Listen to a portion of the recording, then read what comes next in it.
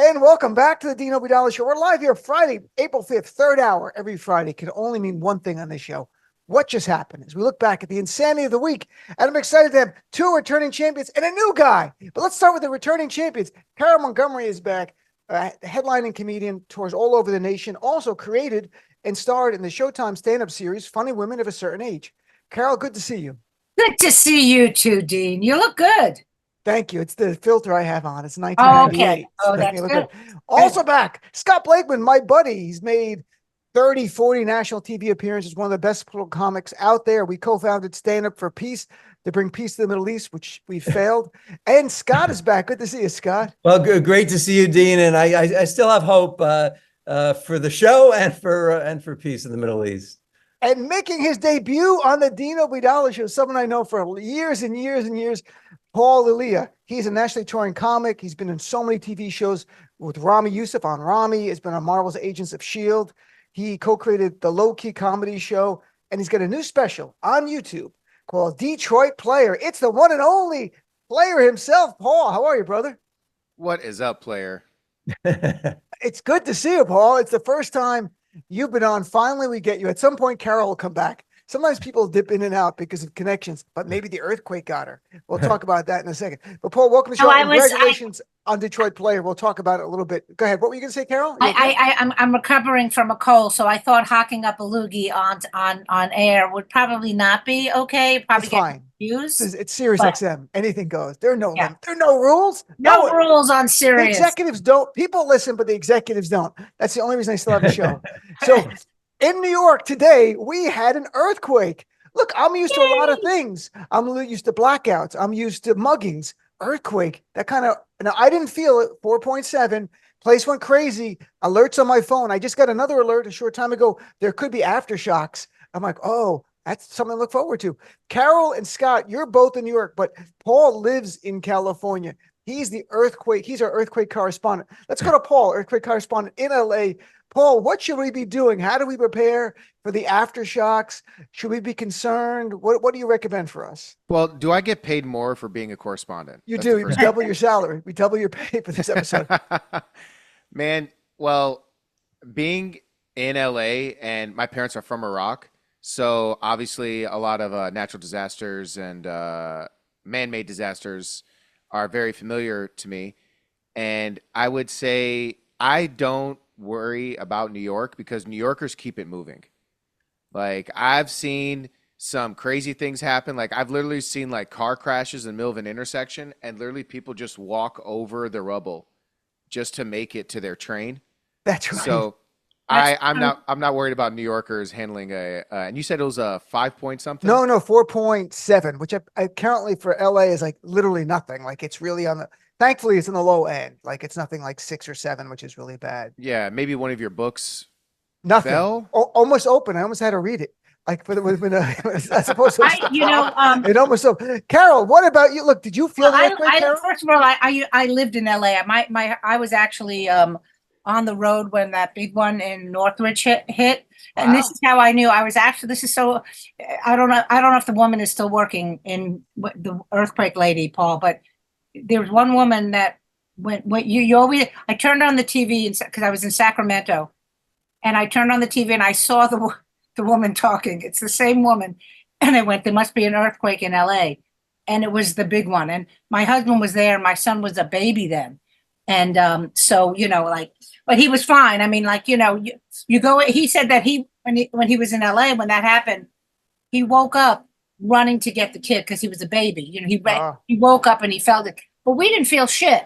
I mean, I have a dog now. She just was laying on the bed. I mean, we didn't. You didn't feel this earthquake today. So you didn't feel it. The only way I knew about it is because my son texted me because he lives in Brooklyn. He goes, "Did you feel that earthquake?" I said, "What are you on?"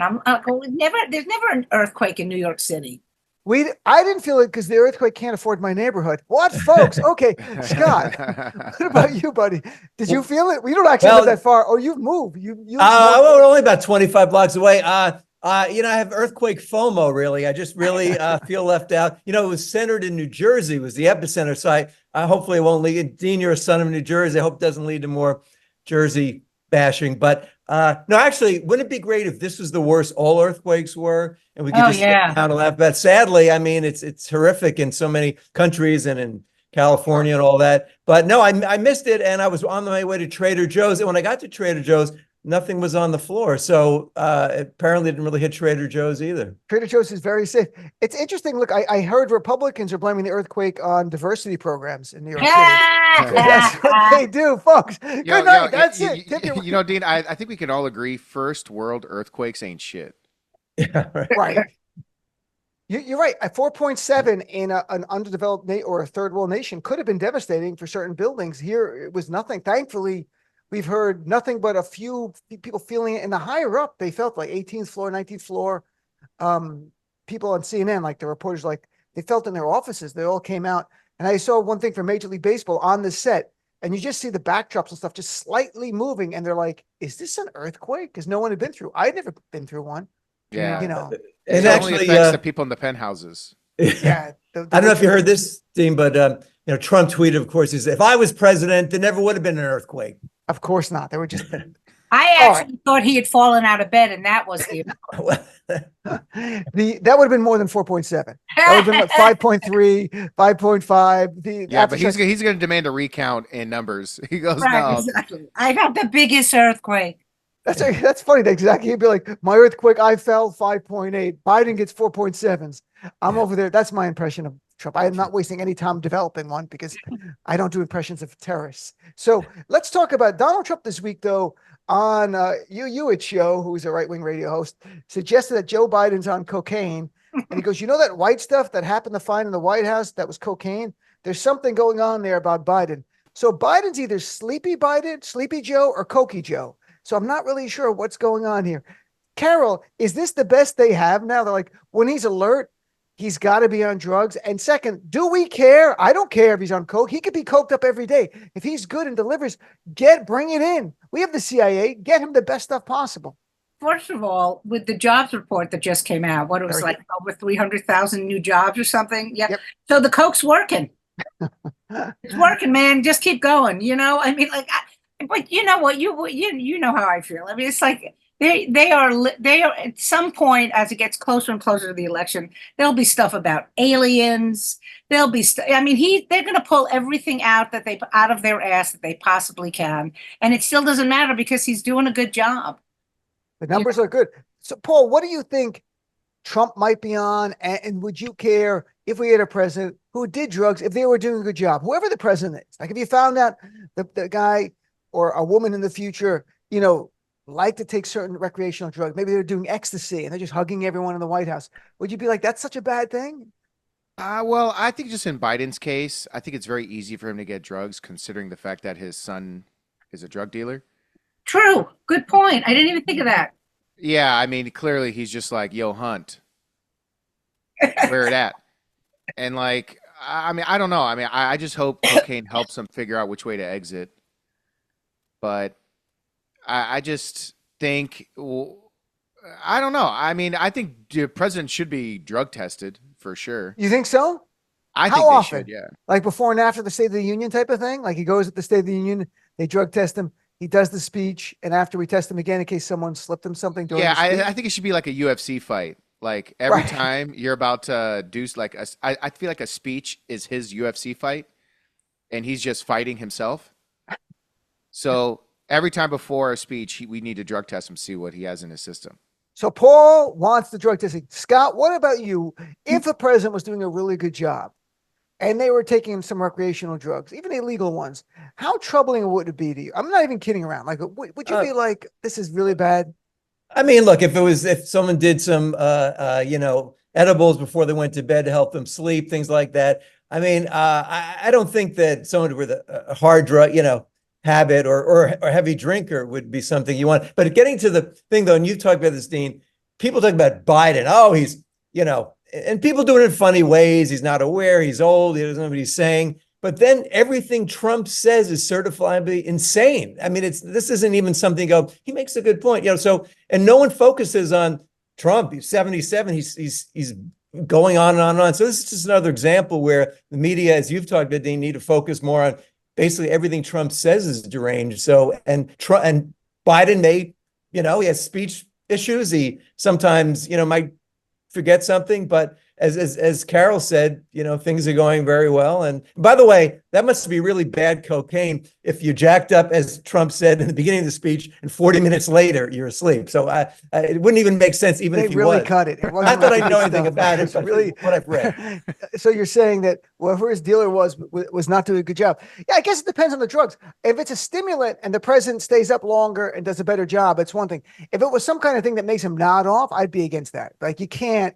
That's not good. You can't at a state dinner. He's drooling. He looks like, Christopher Moltisanti in The Sopranos when he had his heroin addiction problem. That's not what I want. I don't want that in a president, but I don't mind if he's like, it's a hard job being president. Like, if the trade-off is 3.6% unemployment, but he's going to be doing a lot of cocaine, I can't see why. Yeah, but also, like, that we're actually having this conversation is so funny. But in fact, you don't think JFK did coke or Clinton? I mean, don't know. come on. Do you have but you say it like, come on, like I should know. Why would I know this? Like, But do you understand what I'm saying? I mean, he was fucking Marilyn Monroe. I'm sure there was. So he had to have coke for that? Is that what you're saying? Was that how he enticed her up there to the White House? You did not do drugs in the 70s, did you? I didn't do drugs at all. I'm like the Jersey kid. Marilyn Monroe. She's not just fucking him because he's president. He's got to have some good coke. The president wasn't enough for Marilyn Monroe. Joe DiMaggio married. Marilyn Monroe lived 2 blocks from where I live with Arthur Miller, the playwright, when they were married, literally on 57th Street, like 2 blocks away from where I am. And they don't allow me near the building anymore. Let's continue. We're chatting with Carole Montgomery, Scott Blakeman, and Paul Elia. So something on a more serious note here, and it's tragic. It's something we've talked about a little bit in the past, but this week it kind of changed with Gaza, and that everyone paid attention for a change. It wasn't just people who have a vested interest in it, in that with the 7 aid workers killed from the World Central Kitchen. And, Chef Jose Andres said it was deliberate. The Netanyahu administration did a report. It came out today they said, look, we made a mistake. And now the report says, okay, this is what happened. We thought someone was armed in the cars, so we blew up 3 cars. That's literally what they're saying. I'm not even kidding. Like, they're like, we thought someone was armed in one of the cars. I'm like, but you blew up 3 cars. But in any event, but where nearly 200 aid workers have been killed. Thousands of civilians have been killed in Gaza. Like, where are the other reports? Why didn't anyone care? And I'm glad people care about the aid workers, but why didn't people care about the other things? And I know some people did, but it was never this clamor. Like, this is off the chart. This is Stephen Colbert talked about it last night on his show. I mean, when just comedians are having an in-depth, very serious conversation on air about it to the camera, you're like, we've just hit a turning point. Something's changed here. So, Carole, what's your sense? Like, what is it? Because it's celebrities, people know Jose Andres. What do you think it is? Well, I mean, I've said this before. I mean, it's despicable. Bombing innocent people, whatever side you're on, they have nothing to do with what happened. Right. The issue that happened when Hamas went and did what they did, that was wrong. Yeah. But they knew damn well that Israel was going to react this way. What they've done, I think, is really overreacted, because now they're not backing off at all. And it's like what pissed me off was when when Netanyahu went, well, this is what happens in war. No. This is from they're listening to something you said. I think what in a weird way, what happened to the aid workers shines a light now, and maybe now there'll be more pressure on Israel to back the fuck off. Try to do a ceasefire or something. And I understand from the Israeli point, I do. Right. We still have hostages there. What Hamas did was horrible. Mm-hmm. But there's got to be a better fucking way than killing children. There's got to be. You know what I mean? On both sides. It doesn't. Children have nothing to do with this. So I'm just hoping that, he actually backed off and I guess fired. Did he fire? He fired 2 people who we've never heard of before. But, it's funny. You just said something that Colbert actually said. He showed a clip of Netanyahu saying, in war, this quote happens in wartime. And Colbert said, nothing just happens. You are responsible. If your answer is this happens in war, then maybe end the war. And the audience cheered. And Look, of course the hostages should be free. The hostage should have never been taken. Like, let's take a Right. step back. October 7th should have never happened. But now we Right. live in a world where October 7th, horrific terrorist attack. And then what we've seen from that is unlike anything I've ever seen in terms of the loss of human life. Even where President Biden's saying, we've never seen these many Palestinians killed in any conflict when you add them all up Right. in a modern era. Like, this Well, is and the off the charts. weaponry, yeah, and the weaponry uses more than Germany used in World War II. I right from the beginning, right when this happened, I said Israel cannot. Yeah, obviously, what Hamas did was horrific, but there was no way you could go. You can't go after an ideology. We're going to eliminate, as they call it, every last terrorist. And the fact that over 32,000 and probably many, many more Palestinians have been killed because there's so many buried under rubble that people can't get to. And one of the things that I really regret Biden said early on was, well, you can't trust those Palestinian figures. So I said it was horrific from before this happened. And it pains me that so many American Jews, still hold on to this thing. Well, it's Hamas's fault. We have to do what they hide in hospitals. Gaza is being destroyed completely. And as Carole said, this is collective punishment. These are completely innocent women, mostly women and children, families wiped out. So this has gone on from day one, from October 7th, after Hamas's despicable attack. This has gone on. And you know what? I've heard them say this to Israel. Well, the U.S. did it in Iraq and Afghanistan. And it's right. And it was despicable when we did it. And Paul knows this. Well, we're going to go to Paul very next. well, too, that we wiped out families, weddings, civilians in Afghanistan. We wiped out entire towns, too, which was despicable and were war crimes. So Biden, but this is a significant point, I hope, because Biden, it was kind of inappropriately, he called it a come to Jesus meeting, which probably doesn't apply here, but where he said that we really should condition American aid on Israel's behavior. First of all, no more weapons to Israel. I mean, sadly, Biden is still trying to push for selling F-15s or F-35s to Israel that they won't get for a few years. So, the United States voted against 2 or 3 ceasefires. Finally, we put one forward. So has to be a permanent ceasefire. And you know what Netanyahu, the bottom line with Netanyahu is he doesn't care about Israel. He doesn't care about the hostages. He doesn't care about Palestinians. He only cares about himself. And that's what people in Israel say. That's why he's so unpopular. So he needs to go, but there needs to be an immediate permanent ceasefire, make a deal to get the hostages out and stop the killing and give Palestinians, and as Rami Youssef says, monologue, free Palestinians. They need their own homeland, whether it's a 2-state solution or whatever else that needs to be done. Netanyahu to me is the Israeli Trump anyway. I mean, he is absolutely that. So, Paula, your family is from Iraq. I don't know when they got out of it. We've had several wars. I mean, but what is I don't know if there's anything you can share from your family, what they went through in Iraq, or family members that were still there in either of the 2 Iraq wars. I do still have family that are there that didn't want to leave. I mean, there were, like, when ISIS took over, even pre-ISIS, when the U.S. military was there, and it was just a free for all when the Ba'ath Party was taken out of power. I mean, it was so unstable. And my father's house that he grew up in was just taken over. You just kicked out and it was taken over. And my mom has been trying to fight to get the house back. And it's just like, no, it's just, you can't. It's property of whoever took it over. So, I mean, and that's just one story. There's so many stories of that. And I feel like they're trying to Iraq Gaza. That's what they're doing. But the issue that the Zionist agenda is having is that there's too many cameras, there's too many people with cell phones, there's too many people sharing information, which when it was going on in Iraq, there wasn't a lot of that. There wasn't a lot of information. There was probably multiple aid workers being killed that no one heard about, nameless, faceless people. And I do think it's interesting that a world leader will just straight up kill aid workers in such a precise attack. And his response to that is my bad. Yeah. You can just my bad that and then just be like, we got to just keep it moving. And they're like, yeah, this is what happens in war. And I'm just like, yeah, I'm going to use that excuse from now on. My girl's like, you're in Mexico for 5 days. I'm like, listen, I know I was missing for a long time. and I haven't been home, but this is what happens in war. I know I'm not around it. Right. So it's like you could just literally make up any excuse to justify these acts, which just further proves the argument that, oh, it's because this must be a genocide. That's the agenda, which a lot of politicians have an allergic reaction to, like saying this word.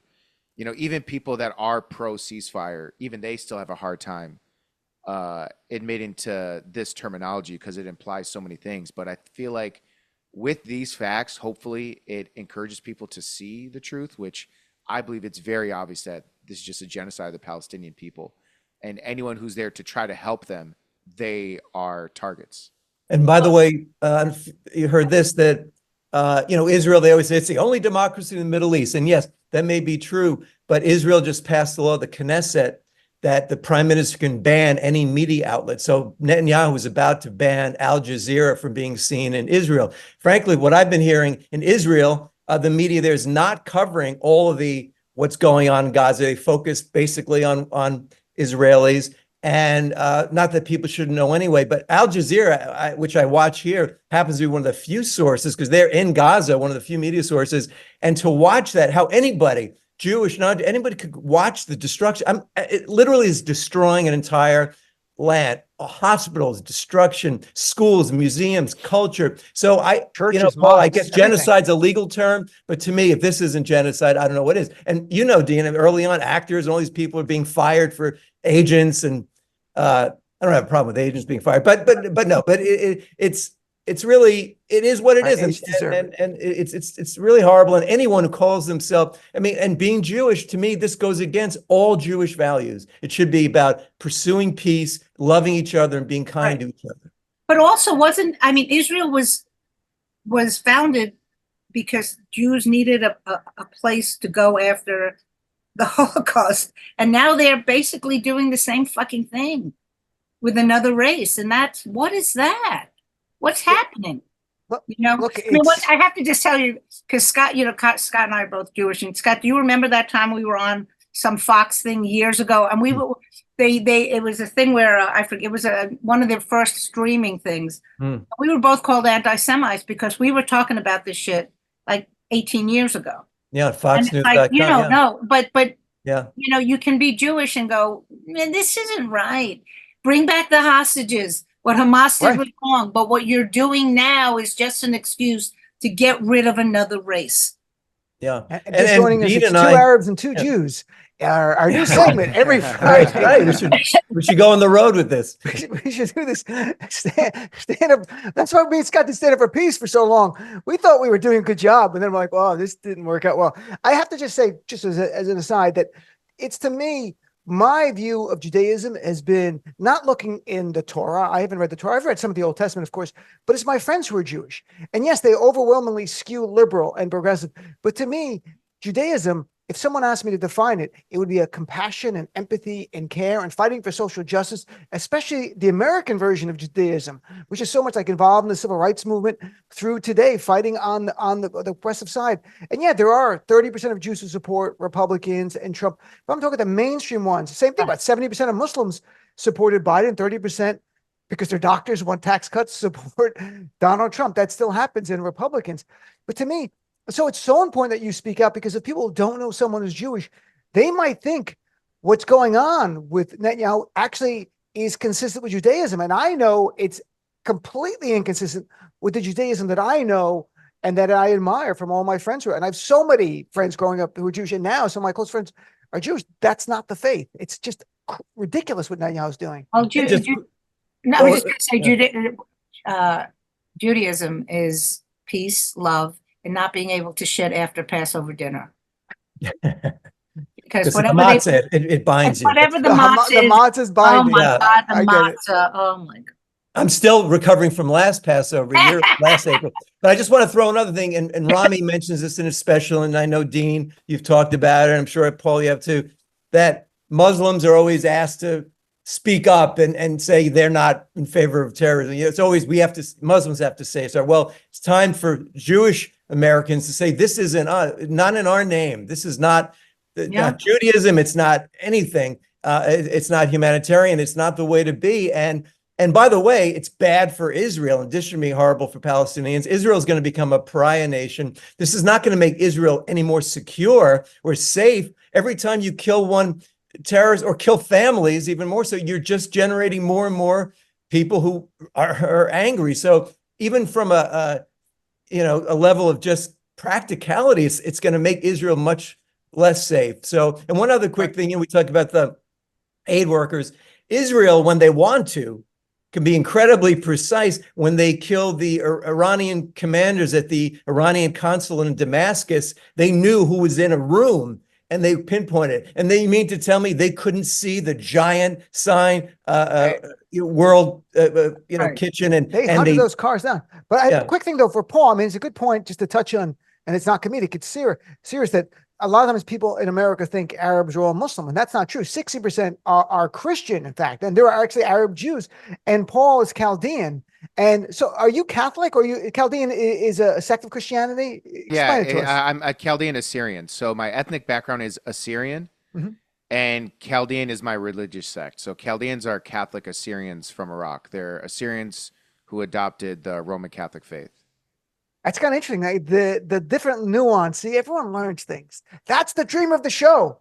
And so, all right. So let's take a break, and we're gonna shift gears and come back and talk about some fun things, like about the economy and who Michael Douglas is now related to, and who do you want to be related to. So let's take a break and come back with more of the Dino Bidala Show and what just happened right after this. Ready? And welcome back, Dino Bidala Show. We continue here on April 5th, Friday, and all three comedians for a change stuck around. Carole Montgomery, Scott Blakeman, and Paul Elia. They all stick around, Paul. It's like a running joke that the comedians jump out of here. Okay, so this is not political. This is more personal. The idea, Biden saying the economy is the world's best, and some data backed it up. Trump is saying it's a cesspool. Literally said, we're a nation whose economies are collapsing into a cesspool. Because everything is horrible when he's not running it, and when he's running, it's perfect. But how is your economy? Like, how are you feeling among your friends and your peers? Because that's more important than any data. Data is great. Today we had new jobs report for last month, blew away expectations. Unemployment ticked down to 3.8%. It had been 3.9%. So inflation is starting to come down, but it's about how you feel. So Carole, you started talking about the jobs report earlier. How's your economy? How are you feeling like in the world and your friends and family? Okay, first of all, you're asking three comedians. How's your economy? Like, so really, come on. I mean, I call this you're the comedic indicators. Yeah, it's most Arab question. How is your economy? How are things for you? How are you doing with the money? Okay, how you handle? You handle more. Inflation means nothing when you're Arab. A sticker price $3. You make me laugh. I give you $1, $1.10, and we don't pay inflation. We're Arabs. We haggle. Sorry, Carole, you spitting up stuff. I mean, the thing that I've noticed. First of all, I'm doing well. Not well, but like my the way comedians are, I'm sure you all like this, is that if your book is if you look at your calendar and you have dates, you're doing good. Right. If you're not, you're doing bad. But the one thing I have noticed, and this is so interesting, is because I'm not one of these people that when I go shopping, I'm not one of those people that shops every week. I shop every day, and I go and I have my little places that I go to. And this was interesting. So the three places I go to is Trader Joe's, Fairway, and on Whole Foods, because even though people say it's pricey, their produce. Their produce, Prime, but not to get into it. This is 5% off because of the Prime thing, right? And then the canned food, anything that's come from their company is their like tomato sauces and all that crap. They're actually cheaper. But I've even noticed the only place that I haven't seen Fairway's prices have gone through the roof. So is Whole Foods. Trader Joe's still the same. But I have it's like so stupid. Like my son doesn't live with us anymore, but he used to always have like a bag of Tostitos. He used to always have in the house. So when you go in, you get them. It was like $3.49. Oh, that's good. It's now $5.99. Now I know that's not a lot of money per se, but it's like, why is it $5.99? Huh? Look, we can all give those examples, but when I actually ask, I think comedians, and I joke about it, there's the economic indicators and there's comedic indicators. If you're not getting the work, if you're doing corporate stuff, let's say, if you were getting booked at events and you're not getting booked, it could be a leading economic indicator in a way that people are like, we got to tighten up a little bit. So we're going to cut some entertainment. So it actually is meaning. When I talk to comedians, sometimes it is more serious about what they're sharing. When they go like, things are getting booked, you know, my career's going well. I'm getting booked. I'm getting these big ticket things, corporate things. I'm getting traveled all over. Right. That says something about the people spending money in the clubs. Yeah. I mean, well, I also would say though that to my perspective, I did just as badly under Trump as I'm doing with Biden. But no, I think it, you know, it is, but it does point to the question of the economic indicators are excellent. We're doing much better than Europe, all these things, but Biden doesn't get the credit. And people have talked about this. It's still lingering things from from COVID and everything. And a lot of people go, yeah, my girlfriend broke up with me. Yeah, I don't like that Biden. You know, so I feel like, and I don't experience this personally at the moment, but Paul, you had a special, you had it on the road. Comedy is doing fantastic. I mean, especially name comics, it's never been better. I mean, Live Nation reports, I mean, people selling out theaters everywhere. Off Broadway, not doing well. Broadway, better. But live comedy and concerts are actually, but I can tell you, bidding by this at the moment, but it's going through the roof. So let me go to Paul. So Paul, what about you? You're not a nameless comic. You're a comedian. You've got a following. You're out there. You said you're a great special Detroit player, which is free on YouTube, folks. Check it out. Detroit player, Paul Elia. So how do you feel like, how are things going in terms of the bookings and what you're seeing in terms of people spending money? They're going out or are they pulling back? I definitely feel like people are going out more. I mean, there was a point where post-COVID, I would walk down Sunset Boulevard and it's a Friday night and it's just empty. Yeah. People are just at home. But also when people are at home, they can still buy stuff. Like people could be at home, they're on Amazon, they're renting movies, they're buying groceries, they're ordering Uber Eats, they're ordering Instacart. So there's nowhere you can go to where you're like, you can't spend money. So a lot of these apps and food delivery services, like people are ordering that like crazy. Like I'm at a grocery store and I'm like, no one here is buying groceries for themselves except me. Really? They're shopping? Yeah, I could just tell because like they shop like they're doing like those sweepstakes commercials. They're like grabbing and just throwing it in the cart violently. And I'm like, this is somebody who's just trying to grab whatever they can, you know? And it's like, I'm walking through my apartment building and I go to like door to door and I just see food, just like, oh, the deliveries. Yeah. Yeah, so I do think like delivery services are like definitely popping off. And, you know, I don't know how true this is. Like I get a lot of my information by reading the comment section of Biden's posts.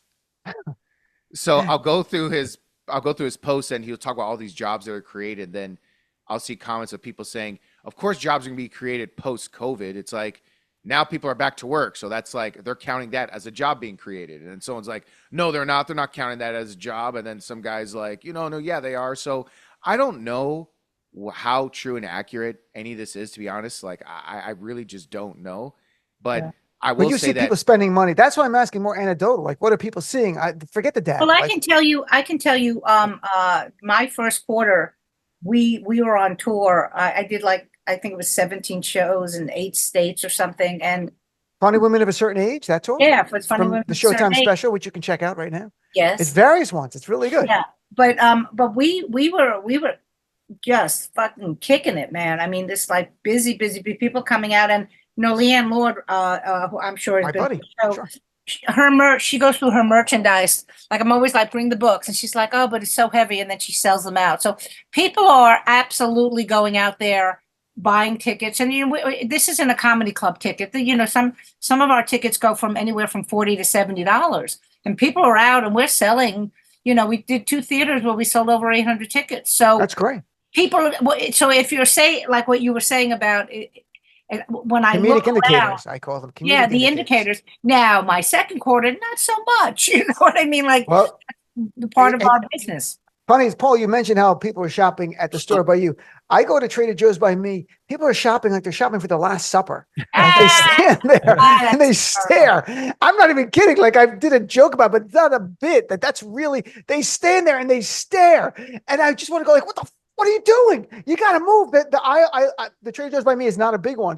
So the aisles are stuck. So if you're going to stand there and just stare at the lettuce, is it organic arugula? Should I pay the 8 cents more? Regular? Do I need arugula? And I'm just looking at them. And I'm like, I have to go. No offense. You could have another dinner after this one. It's not that important. It's just tomatoes, which is not what we want to hear when I'm in the store. I should say it with an Arabic accent. It's not that important. It's just tomatoes. Habibi, come on. And then they'll step out of the way quickly. But Dean, the Trader Joe's thing with the tote bag, it's a tote bag. It's cost $2.99. They're out of them. They're going for hundreds on eBay, apparently. What? So yeah, just the tote bag. What kind of world do we live in? This is Well, crazy. I'm going to put mine up on eBay. Thanks, Scott. Sure. I'll give you So, 10%. We're giving a lot of helpful tips. So it's not a cesspool, as Trump says. Isn't it funny? And some of the supporters would be like, things are going great for them economically. They're like, yeah, Trump's right. It's a cesspool. But things are going great for you.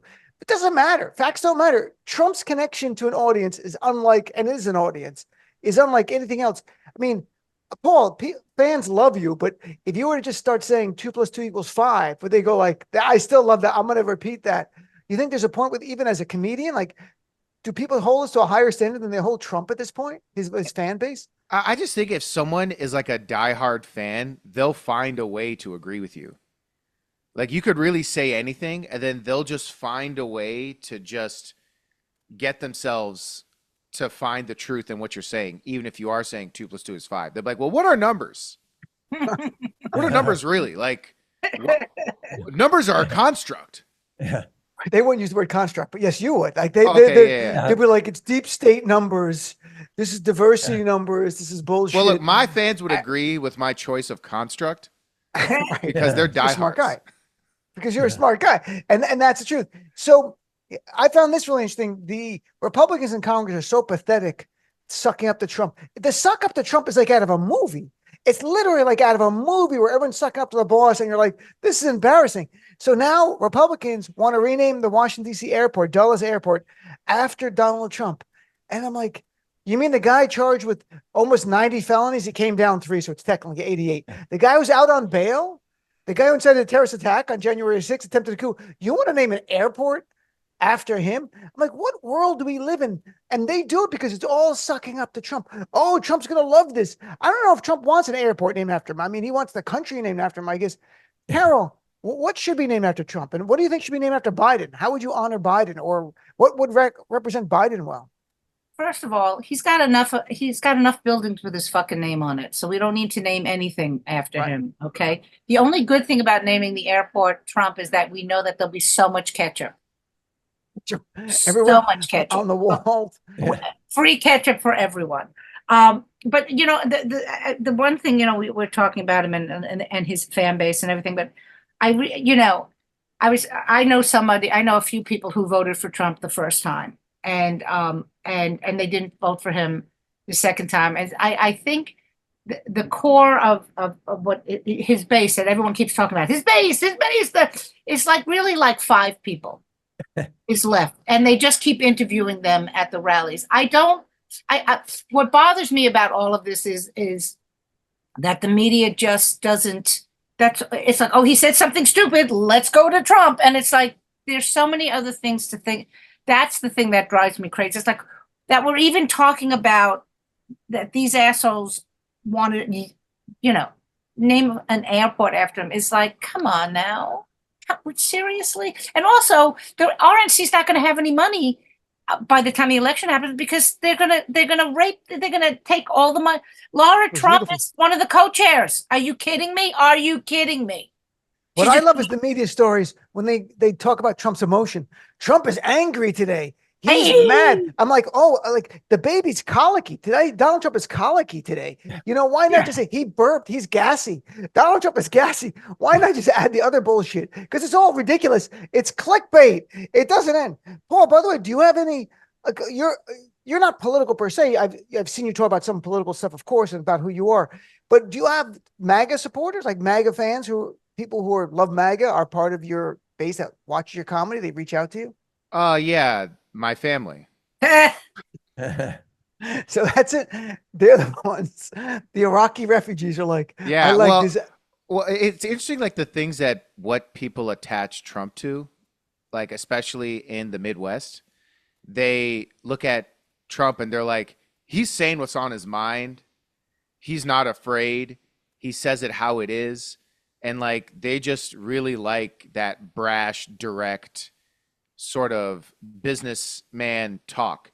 And then it's like, regardless of if it's true or not, regardless if what place it's coming from, regardless of like all these other variables, they just appreciate someone who can speak so confidently and so earnestly. It's like, I think Andrew Tate has changed in some ways, but like it's the same reason why like a lot of people like loved Andrew Tate. They're just like, man, this is a guy who just says what it is. And then it's like when you start to look at it, not even under a microscope, when you just hear what he says, it's like, this is very misogynistic. This is, what are we supporting? So, I think people are just going to, it's that thing where people are going to pick what they feel is good for them. And they're not paying attention to some of this other shit. And they just find a way to make an excuse for it. They're like, oh yeah, bro. I mean, who cares if it's true or not? And I'm just like, well, I say think there's Trump supporters sometimes, and I'll say something really bad. He'll go, but they'll be like, well, what about Biden? Blah, blah, blah. I'm like, you just change the topic because you can't defend it, right? And that's how they do it. Like, get Biden, Hunter, drugs, China. Like, just start screaming stuff out. I'm like, yeah, okay. Scott, I was going to say this real quick. It's the same thing when you get, like, I get into this argument with my fiance. Like, she'll say, like, I'll say, like, hey, you didn't do this. And she goes, well, what about when you didn't do that? And then it's like something that happened a long time ago. And it's like when you use that as a device to justify why you didn't do something, it's like just a classic case of not holding yourself accountable. And I hope she doesn't listen to this. we're going to play for it. Therefore, your girlfriend's using whataboutism. She should be a Fox News anchor. She should be like, what about you talk about the January 6th, but what about Joe Biden once? He said he raised his eyebrow and got mad once. Bah, bah. So Scott, what about Scott? I don't even know what the question is. Well, I'll make one I up. want to get to Michael Douglas, so I find it. Yeah, well, I'll quickly say that Joe Biden rightfully has the Wilmington Amtrak station named after him, and I give him so much credit. I take Amtrak once ago. That'll be it for a while. He did it every single day when he was a senator. But no, I like Amtrak. But anyway, no. Getting back to the Trump thing, I think the appeal is the same appeal that there's dictators all over the world. He's a guy who says, I'm the only guy who can fix this, even though he has no clue about anything, has no plan, no specifics. And people like that. He's going to take care of it. And there's this religious component now. I hear he closes his set with like this long series. Everyone gets quiet, and it's like he's some religious figure, and he's the most flawed individual in the world. So there's all these things going on, but I'm holding clean to what Carole said, that it is much smaller than, I don't think it's 5 people, but I hope it's a much smaller group than it's made out to be in the media.